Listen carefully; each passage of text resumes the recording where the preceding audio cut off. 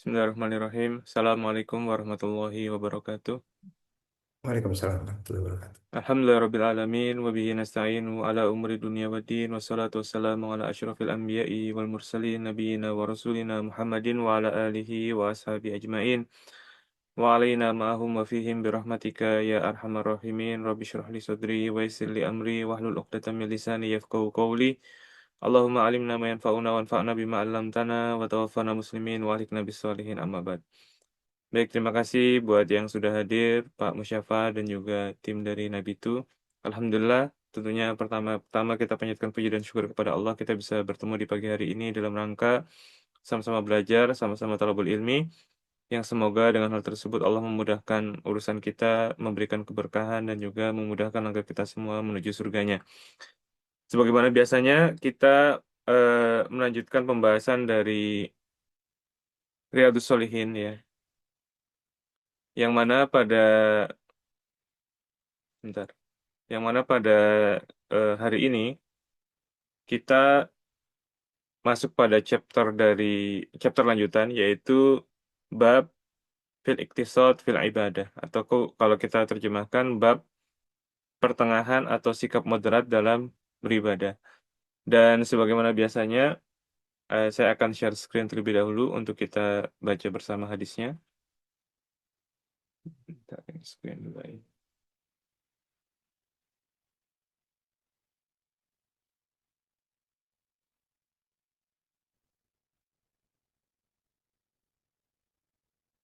Baik, harusnya sudah muncul ya. Eh, kita baca hadisnya. Qala al-muallif berkata penulis yaitu Imam An-Nawawi rahmatullah alaih wa an Aisyata radhiyallahu anha anna Nabiyya sallallahu alaihi wasallam dakhala 'alaiha wa indaha imra'atun. Dari Aisyah semoga Allah meridhoinya bahwa Nabi sallallahu alaihi wasallam suatu ketika masuk menemuinya sementara di sisi beliau di sisi Aisyah terdapat seorang wanita. Qala man hadhihi? Maka Nabi SAW pun bertanya, siapa ini? Qalat hadhihi fulanah tadkur min salatiha. Aisyah menjawab, ini adalah fulanah yang ia itu disebut-sebut karena salatnya. Qala, maka Nabi SAW bersabda, mah, ya, atau kalau kita terjemahkan, cukup begitu ya. Ini adalah kalimat tuzajar, kalimat peringatan. Alaikum bima tutiqun. Hendaklah kalian itu melakukan amalan sesuai dengan kemampuan kalian. Fawallahi la yamallullahu hatta tamallu. Demi Allah, Allah itu tidak akan bosan sampai kalianlah yang bosan. Wa kana ahabbuddin ilaihi ma dawama sahibuhu alaih. Dan agama yang paling dicintai Allah adalah yang dilakukan secara terus-menerus atau secara kontinu oleh pelakunya. Muttafaqun alaih. Hadis ini adalah hadis sahih yang diriwayatkan oleh Imam Al-Bukhari dalam sahihnya dan juga Imam Muslim dalam sahihnya. Nah, ini mungkin untuk penjelasan hadisnya kita agak sedikit berubah ya. Apa namanya? Metode penyajiannya. Jadi saya pikir untuk kita bacakan gitu ya dari kitab Bahjatun Naldirin Syarah Riyadhus Shalihin yang disusun oleh Syekh Salim bin Id Al-Hilali. Yang mana salah satu boleh dikatakan keunggulan dari kitab ini adalah penjelasannya dalam bentuk pointers dan yang kedua adalah dalam bentuk ringkas. Jadi ada beberapa syarah Riyadhus Shalihin yang ringkas, di antaranya adalah Dalilul Falihin. Dalilul Falihin ini syarah cukup ringkas tapi modelnya adalah dengan tafkikul ibarah, artinya dia syarahnya itu bentuknya benar-benar klasikal dan dengan cara kalau model kayak Bajatun Naldirin itu hadisnya pertama disebutkan dulu, baru kemudian dijelaskan pointer penjelasan. Nah, kalau Dalil Falihin itu hadisnya langsung dipecah ya, jadi kayak benar-benar klasikal lah. Dan itu mungkin kalau dengan zaman sekarang itu mungkin apalagi dengan model kajian seperti ini, sepertinya agak agak lebih pas kalau kita pakai yang model Badiatul Nadirin. Kemudian juga ada modelnya yang juga ringkas seperti Tatris Riyadhis Shalihin. Itu syarah tapi benar-benar sangat ringkas yang mungkin juga kurang pas karena terlalu ringkas. Jadi kalau kita lihat Badiatul Nadirin ini agak pertengahan ya. Kalau syarah lainnya seperti dari Syekh Ibnu Utsaimin itu bentuknya narasi dan itu cukup panjang kalau kita lakukan dengan model kita bacakan penjelasannya. Jadi saya kira Baitul Nadirin ini dengan cara coba kita bacakan dulu uraian dari beliau, pointers penjelasan dari beliau, baru kemudian kita terjemahkan dan kita jelaskan sedikit gitu ya. Nah, kata Syekh Salim bin Al-Hilali, ya, penulis Baitul Nadirin, fikul hadis ya.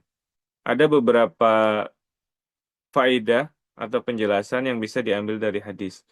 Yang pertama adalah jawazu su'ali amman dakhalal baita minan nisa'i warijal, yaitu bolehnya seseorang itu menanyakan siapa yang masuk ke dalam rumah. Baik yang masuk ke dalam rumah itu dari kalangan wanita maupun laki-laki. Nah, sebagian ulama seingat saya, seperti kata Syekh Ibnu Utsaimin, menjelaskan bahwasanya hal ini merupakan suatu hal yang dianjurkan. Yang mana seorang, eh, terutama kepala keluarga, itu dia mencari tahu siapa sebenarnya yang bergaul dengan anggota keluarganya. Ini tentunya dalam bentuk rangka menjaga keluarga itu dari pengaruh-pengaruh pergaulan yang kurang baik. Sebagaimana firman Allah Ta'ala, ya ayyuhalladzina amanu qu anfusakum wa ahlikum naro. Hai orang-orang yang beriman, jagalah diri kalian dan juga keluarga kalian dari api neraka. Nah, salah satu cara bentuk penjagaan terhadap keluarga supaya mereka tidak masuk ke dalam neraka adalah menjaga mereka dari pergaulan-pergaulan yang kurang baik. Caranya terus kemudian bagaimana? Ya, kita cari tahu siapa yang masuk ke dalam rumah kita dan itu dibolehkan. Jadi kalau misalnya eh, anak kita bawa teman, ya apalagi anak kita sudah remaja, misalnya kita tanya ini siapa, ya bagaimana kondisinya dan seterusnya. Nah, di sini Nabi bertanya kepada Sayyidah Aisyah tentang siapa yang sedang bersama beliau. Kemudian poin yang kedua adalah kata beliau, jawazu dzikril wasfi amamal alimi liyusahhiha al khotoa wa yusni ala sawabi.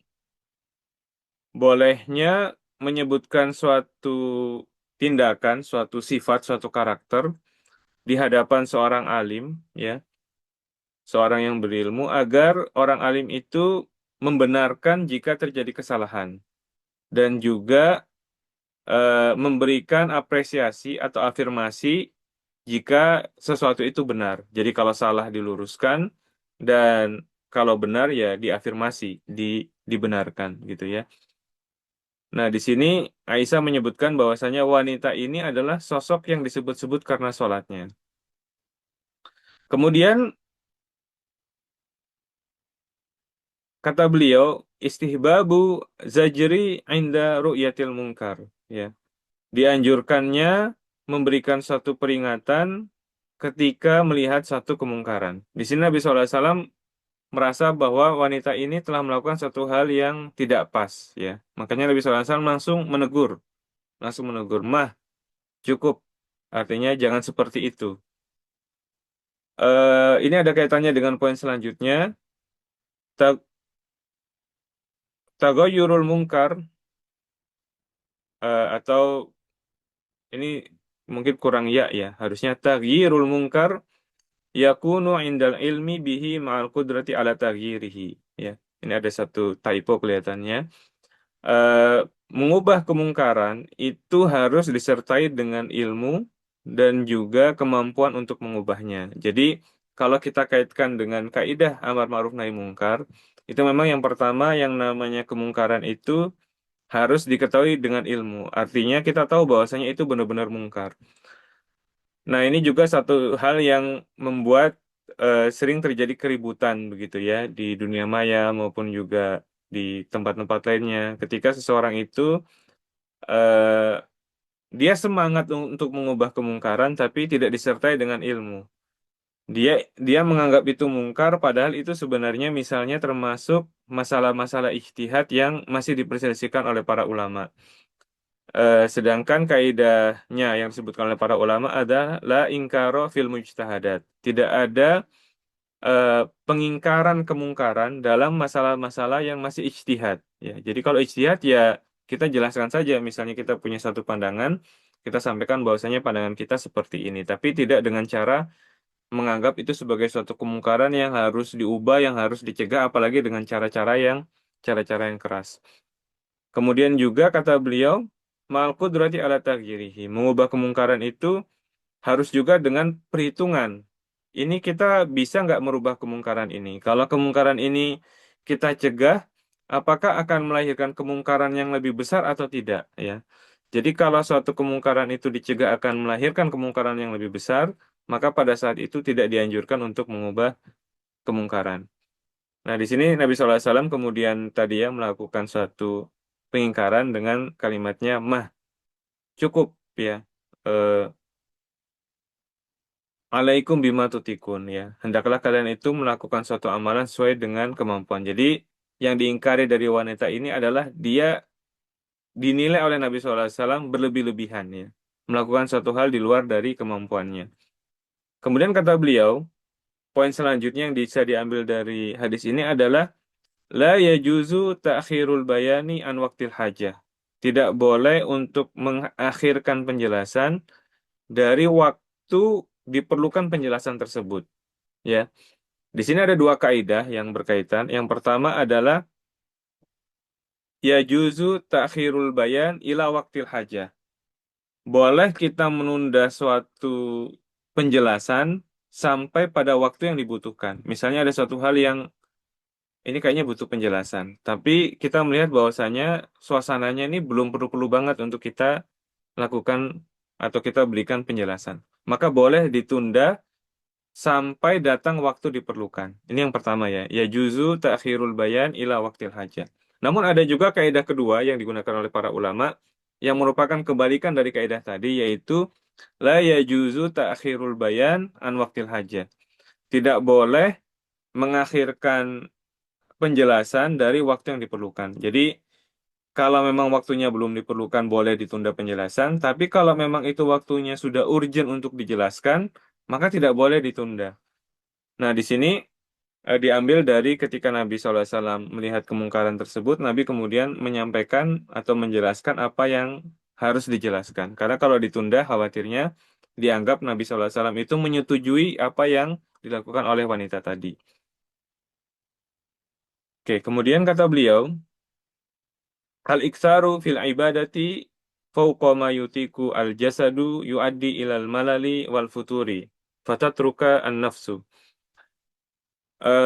Membanyak-banyakan ibadah di luar dari kesanggupan jasad itu menyebabkan seseorang akan tertimpa al-malal, kebosanan dan futur. Futur itu apa ya? Patah semangat ya.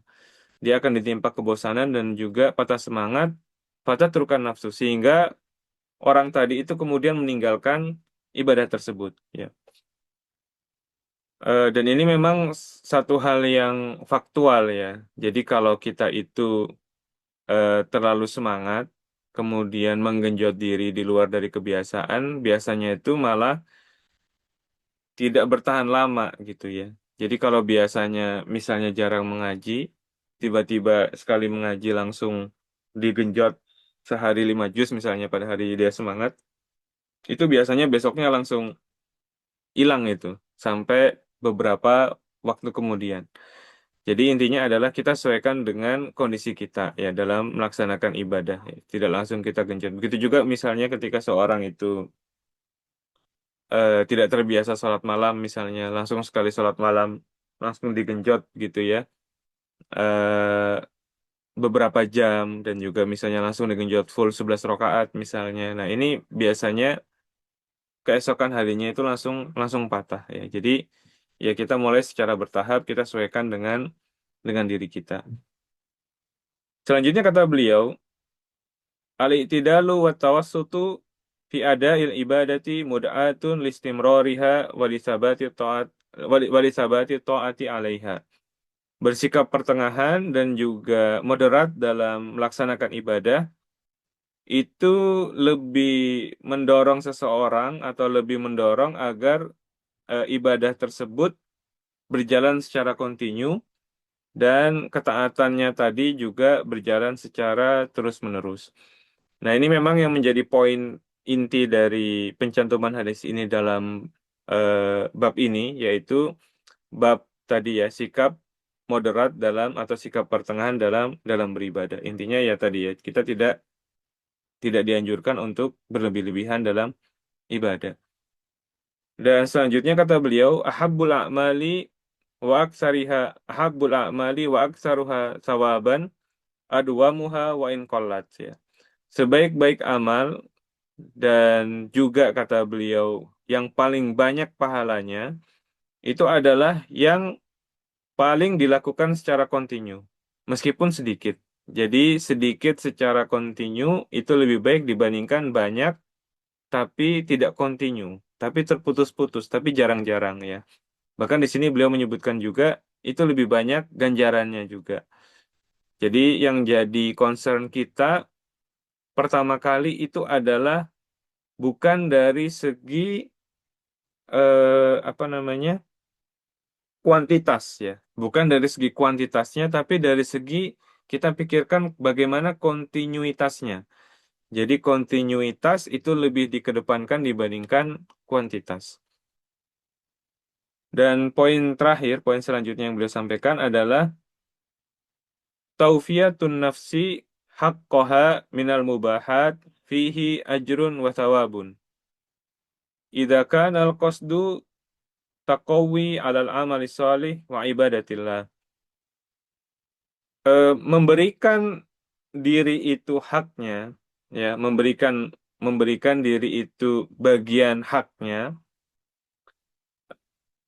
berupa hal-hal yang mubah, berupa hal-hal yang mubah itu di dalamnya terdapat pahala dan juga ganjaran jika maksudnya adalah agar seseorang itu menjadi kuat dalam melaksanakan amal soleh dan beribadah kepada Allah. Ya, jadi hal-hal yang mubah contohnya apa? Ya, contohnya misalnya tidur gitu ya. Tidur itu hukum asalnya adalah suatu hal yang mubah. Tapi ketika dia dimaksudkan untuk seorang itu bisa kuat dalam beribadah ya, eh, maka itu menjadi suatu hal yang mendapatkan pahala. Begitu juga termasuk beribadah ya kita bekerja begitu ya.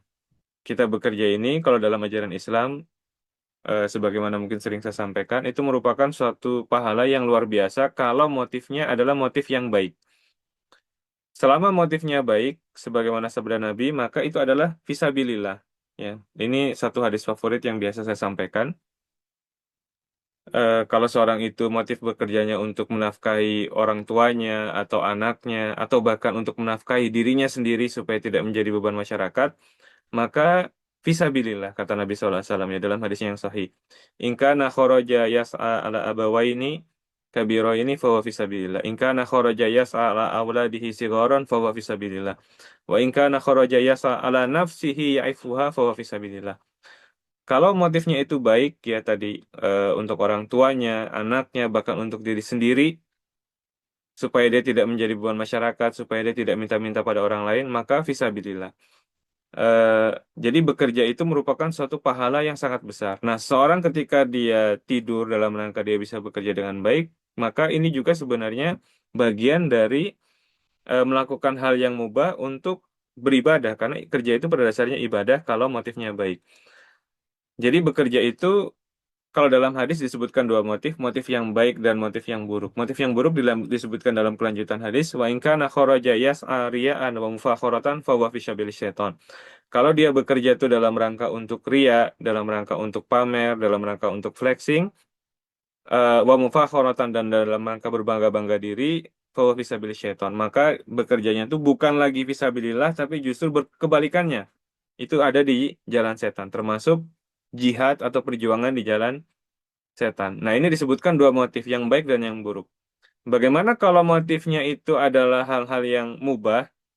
Maka Allah Ta'ala alam, ketika seorang bekerja itu untuk halal yang mubah, maka hukumnya juga jadi mubah juga, begitu ya.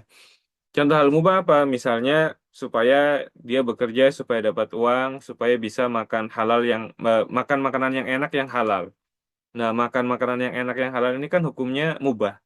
Maka kalau bekerja dengan motif seperti ini, hukumnya juga jadi mubah juga. Atau misalnya supaya dia bisa jalan-jalan keliling Indonesia, misalnya ya, mengunjungi tempat-tempat di Indonesia karena dia misalnya senang traveling. Nah, hukum traveling itu ya pada dasarnya ya mubah-mubah saja ya. Itu termasuk kenikmatan-kenikmatan yang mubah. Maka kalau seorang bekerja dalam konteks seperti ini, dalam motif seperti ini, hukum bekerjanya adalah juga mubah juga. Jadi intinya adalah ini merupakan eh, apa namanya sejalan dengan kaidah ya bahwasanya al-wasailu laha ahkamul maqasid dalam sebuah kaidah. Bahwasanya hukum sarana itu adalah seperti halnya tujuannya. Kalau tujuannya adalah ibadah, hal yang baik, maka sarananya ini juga menjadi hukumnya sama dengan ibadah tersebut. Kalau ibadah itu merupakan hal yang dianjurkan, maka sarana ini juga menjadi hal yang dianjurkan. Meskipun pada dasarnya hukumnya mubah, ya, seperti tidur, makan, dan semisalnya. Baik, ini adalah yang terkait dengan hadis 142. Kita lanjutkan ke pembacaan hadis selanjutnya. Qala al-muallif, ini adalah hadis yang panjang ya. Wa an Anasin radhiyallahu anhu dan dari sahabat Anas bin Malik, semoga Allah meridhoinya, qala beliau berkata atau bercerita, Ja'a salah satu rohtin ila buyuti azwajin Nabi sallallahu alaihi wasallam yas'aluna an ibadatin Nabi sallallahu alaihi wasallam. Ada tiga orang yang datang ke rumah istri-istri Nabi sallallahu alaihi wasallam dalam rangka bertanya tentang ibadah Nabi. Falamma ukhbiru, ketika mereka itu diberitahu tentang bagaimana ibadah Nabi, ka'annahum taqalluha. Mereka itu seolah-olah menganggapnya sedikit ya. Jadi ibadah Nabi itu mereka anggap eh, tidak banyak begitu ya. Wa qalu aina nahnu minan Nabi sallallahu alaihi wasallam ya.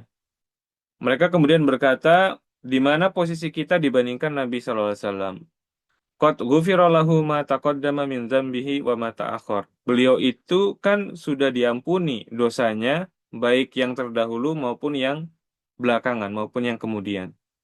Jadi mereka menganggap ya kalau Nabi ibadahnya seperti itu, maka karena kondisi Nabi SAW itu telah diampuni dosanya yang terdahulu dan yang belakangan. Sedangkan kita ini kan kondisinya belum ada jaminan terhadap pengampunan dosa. Qala ahaduhum, maka salah seorang dari mereka pun berkata, Amma ana fausalli laila abada. Adapun saya maka saya akan sholat malam secara terus-menerus ya. Artinya menghidupkan sepanjang malam tidak tidur. Wa qala al-akhar wa ana asumud dahra. Saya akan berpuasa secara terus-menerus wala uftir. Saya tidak berbuka. Wa qala al-akhar, salah satunya lagi berkata, wa ana a'tazilun nisaa fala atazawwaju abada. Saya akan menjauhi wanita dan saya tidak akan menikah selama-lamanya.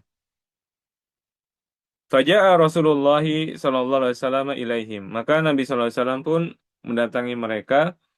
Faqala antumul ladzi qultum kada wa kada. Maka Nabi pun bersabda, kaliankah yang mengatakan begini dan begitu? Ama lallahi inilah akhsyakum lillahi wa atqakum lahu. Ingatlah bahwasanya aku ini adalah orang yang paling takut kepada Allah dan juga orang yang paling bertakwa kepadanya. Lakini asumu wa uftir. Namun aku itu berpuasa dan juga berbuka. Wa usolli wa arkut. Aku sholat malam, namun aku juga tidur. Wa tazawwajun nisa. Dan saya juga menikah dengan wanita-wanita. Faman raghiba an sunnati falaysa minni. Siapa yang benci dengan sunnahku, maka dia tidak termasuk golonganku. Muttafaqun alaih. Di sini diriwayatkan oleh Imam Al-Bukhari dalam sahihnya dan juga Imam Muslim dalam sahihnya.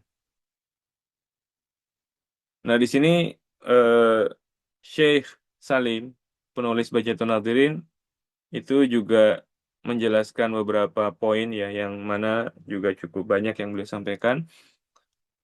Fikul hadis, ya, atau faedah-faedah dari hadis.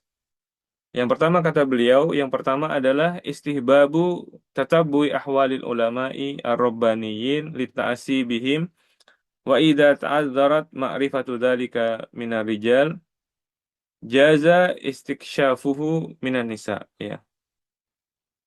Yang pertama adalah dianjurkannya untuk kita itu meneliti eh, keadaan para ulama yang robbani dalam rangka untuk meneladani mereka. Ya. Kalau hal itu tidak bisa kita ketahui dari eh, para pria, narasumbernya itu pria untuk mengetahui hal tersebut, maka boleh ditanyakan kepada para wanita. Ini yang disebutkan oleh beliau ya. Jadi di sini poinnya adalah ada sekelompok orang, ada beberapa orang yang mendatangi kediaman istri Nabi.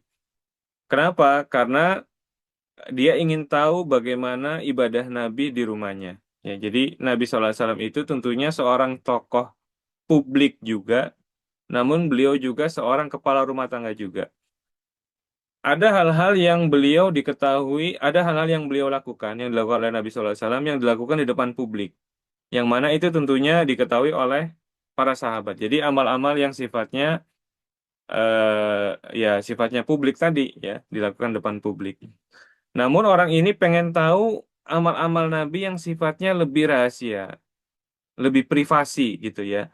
Yang mana hal itu tentunya tidak diketahui kecuali oleh orang rumah. Maka mereka pun mendatangi kediaman istri-istri Nabi SAW. Yang mana hal ini ya karena memang ada kebutuhan, maka itu dibolehkan. Nah, di sini kata beliau, salah satu pelajarannya adalah kita meneladani, eh, meneliti atau mencari tahu kondisi para ulama dalam rangka meneladani mereka. Karena kita tahu bahwasanya ulama itu merupakan ahli waris dari para nabi. Ya, para nabi itu, sebagaimana dalam hadis, tidak mewariskan dinar dan dirham, melainkan mewariskan ilmu. Yang mana ilmu ini kemudian diambil oleh para ulama. Dan ini merupakan satu tradisi ya di kalangan para ulama yang saya tahu mereka itu untuk memotivasi diri mereka, mereka membaca kitab-kitab tarojim ya, kitab-kitab biografi para ulama. Di antaranya misalnya kitab Syiar A'lamin Nubala yang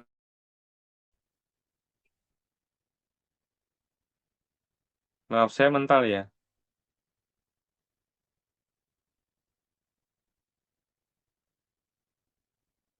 Sorry, suara saya udah masuk lagi kah? Sudah, Ustaz. Tadi sampai di mana ya? Ada yang terputus kah? Iya, tadi kok. Oke, baik. Saya share screen lagi ya. Ini rekaman, masih rekaman. Oke.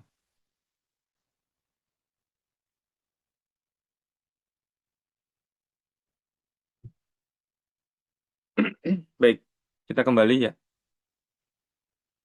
Jadi saya ulangi bahwasanya eh, di antara yang dilakukan atau menjadi tradisi dari para ulama untuk memotivasi diri mereka adalah dengan membaca kitab-kitab biografi para ulama. Yang mana memang kalau kita lihat ya, eh, misalnya kita mengacu pada Quran. Quran itu sendiri kan sebagian isinya dalam bentuk kisah-kisah. Kisah-kisah ini tujuannya apa? Tujuannya adalah diantaranya adalah untuk menguatkan hati. Karena memang kita itu ya merasa kuat ketika melihat kondisi orang lain kan begitu ya. Bahkan ketika kita ditimpa musibah, kita tahu bahwasanya di sana ada orang yang ditimpa musibah lebih besar, maka itu akan membuat musibah kita menjadi lebih ringan. Saya belum lama ini ngobrol dengan teman ya, ngobrol banyak hal lah, termasuk kaitannya terkait Apa, dengan Ustaz? masalah, Suara putus, Ustaz. kayaknya masalah jaringan ya.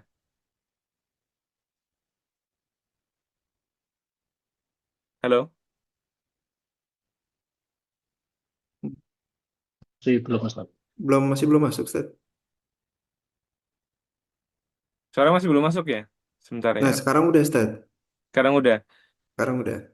Ini kayaknya ya qadarullah ya jaringan ya. Padahal ini insya Allah udah pakai jaringan yang lumayan kenceng nih, pakai bisnet. Ya kayak ya, Ustaz. Bisnet berapa ya? Berapa? Kayaknya di atas 100 Mbps ya. 100 atau lebih. 100 apa 200 gitu. Tapi ya qadarullah mungkin ada saatnya kadang-kadang jaringan tidak stabil. Ya, siap Ustaz. Ini udah. Udah Ustaz, udah masuk Ustaz. Oke, sekali lagi ya intinya adalah tadi ya kita menghibur diri dengan kisah-kisah para ulama dan itu merupakan hal yang menjadi tradisi di kalangan para ulama ya. Karena kalau kita tahu kondisi-kondisi mereka, bagaimana mereka susah payahnya mereka, eh, bagaimana mereka menjalani hidupnya, maka itu akan menjadi pelajaran dan juga apa ya, eh, refreshing ya buat buat orang yang membacanya. Karena itu sebagian ulama yang saya tahu seperti misalnya Syekh Mansur Hasan Salman dan juga yang lain ya, itu beliau beliau itu menghatamkan Syiar Alamin Nubala. Kitab itu kan sendiri berapa? Lebih dari 30 jilid ya. Seingat saya. Lebih dari 30 jilid. Itu kitab yang sangat luar biasa tebalnya. Itu beliau khatam lebih dari sekali, beberapa kali. Bahkan beliau bilang kalau saya itu lagi futur, saya merasa lagi kurang semangat, yang saya lakukan adalah baca Syiar A'lamin Nubala. Intinya adalah dengan melihat kisah-kisah orang soleh, dengan melihat apa namanya orang-orang yang tadi ya, itu yang pertama adalah menimbulkan motivasi karena kita akan, oh ada orang yang kayak begini ya, jadi kita terpicu untuk melakukan hal semisalnya.